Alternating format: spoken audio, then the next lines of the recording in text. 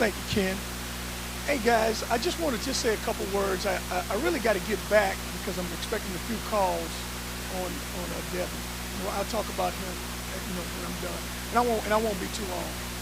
First of all, our football program is doing pretty well. We have a lot to look forward to. We're playing a lot of young guys. Offensively, I think our quarterback Ryan Griffin, before he got injured in the game, was playing very well. I thought he's playing well. He's playing at a high level. We have some running backs, Robert Kelly, Dante Butler, who are really doing a great job for us. Derek Stroge is also doing the same. So those guys are playing well. We got a young freshman, Cy London, at tight end from St. Aug. I was stupid enough not to sign him earlier. He was a late signing for us, and I thought he played exceptionally well. Our offensive line is struggling right now a little bit. All those guys are first-year starters, with the exception of Eric Jones. We're struggling a little bit, but we'll get it together. We just got done talking about with some of the plans that we're going to do. I think also our receivers are playing well. That was one of the things coming into this job, that the receivers weren't doing some of the things that they were supposed to do, but now they're starting to. Shackelford's doing well, and Ryan Grant is doing exceptionally well.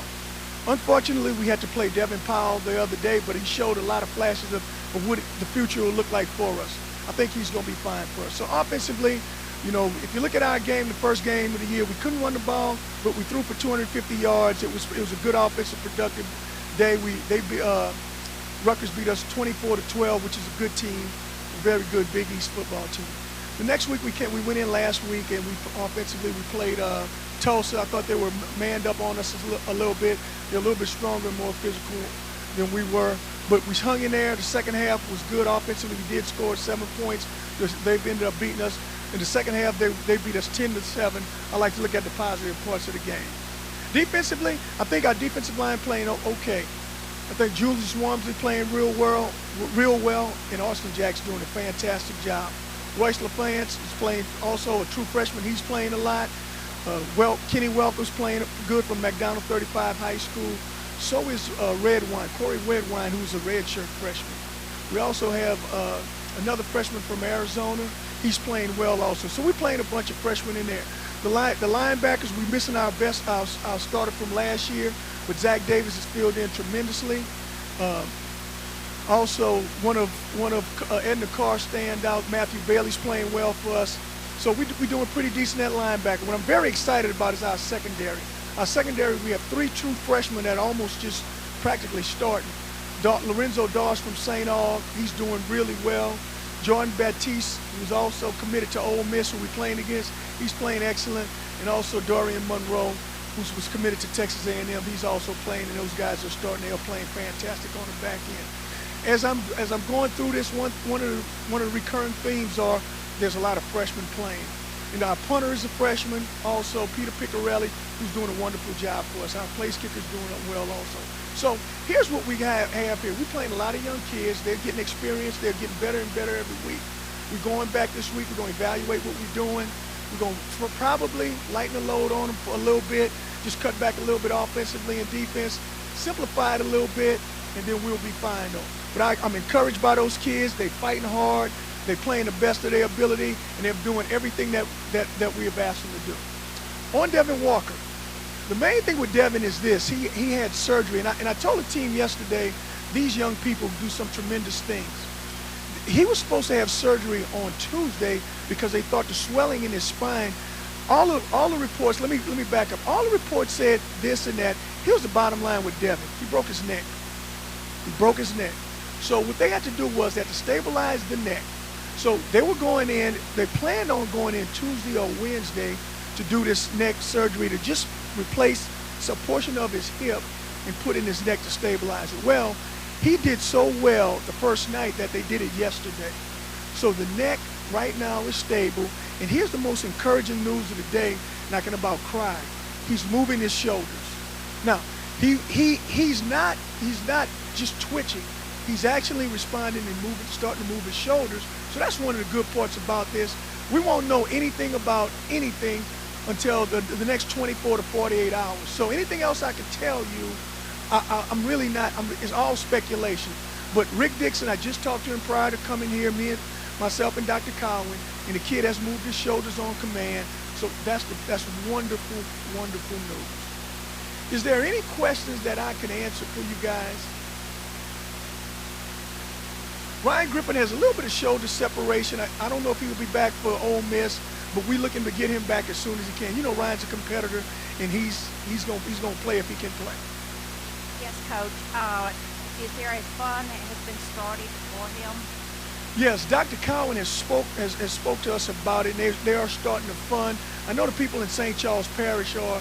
Miss Hall, she called me on Sunday night, but I haven't had a chance to get back to a lot of people because basically my concerns were about his parents who are up there, and they're doing a fantastic job up there. I spoke with his mother yesterday. I've been knowing him for years, and also just get our team back because our team was a little bit. I mean, it was a tragic accident for one of their teammates to get hurt. But there is a fund.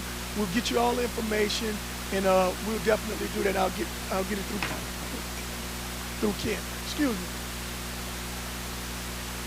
Yes, sir.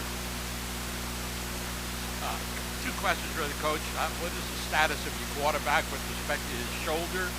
And number two, if you have to play your freshman more than you thought, do you plan any changes in the offense, like option offense, type of thing of that sort? Well, here's the thing about our quarterback. I think our quarterback is a classic drop-back quarterback, and so I don't know if option will fit him as well. We could simplify the protection. We could try to slide it, everything, and do some things. I just don't want this young offensive line to just be so one-dimensional that we can't function either. So I think this quarterback, if he comes back, and like I said earlier, I don't know if he'll be back for Ole Miss, but I do think this quarterback is a pretty good player.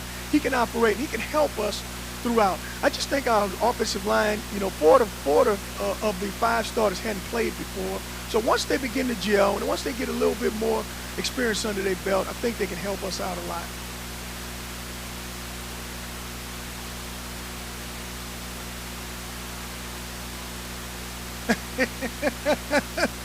Well, you know what? I think the Saints will be fine. You know, I think yesterday was the first day, and you know, I think those guys will be fine.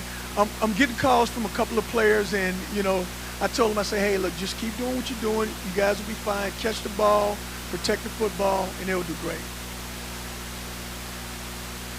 Yeah. Do you have an ongoing relationship with Sean Payton? Does he ever come out to practice, or is he forbidden from doing that? No, he has not been to practice, but he called me. You know, last week I had this little episode, and my wife has punished me, and the players teasing me. I have more Gatorade and water. I'm gonna donate enough to the high school coaches because I'm getting Gatorade and water. I kind of had a little bit of I was dehydrated, and I kind of passed out for a little bit.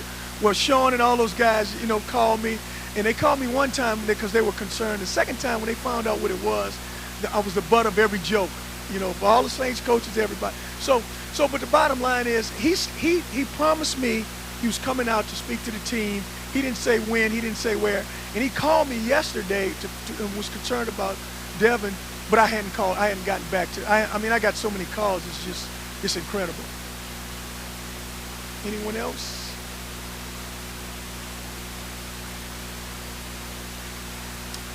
You know what I like? I like the conference. I think it's a very good conference. I mean, you look at last year. If you think back, I think Southern Miss has always been a great challenge to anyone. You look back last year, Houston was a team that was undefeated for a number of weeks. I think it's a good conference, top to bottom. I think next year when Louisiana Tech comes in and some other guys, it'll be a good conference also. I mean, one thing about this conference now, it expands through every time zone. So you know, you like this exposure that you're gonna get in this conference. I think it's a very, very good conference.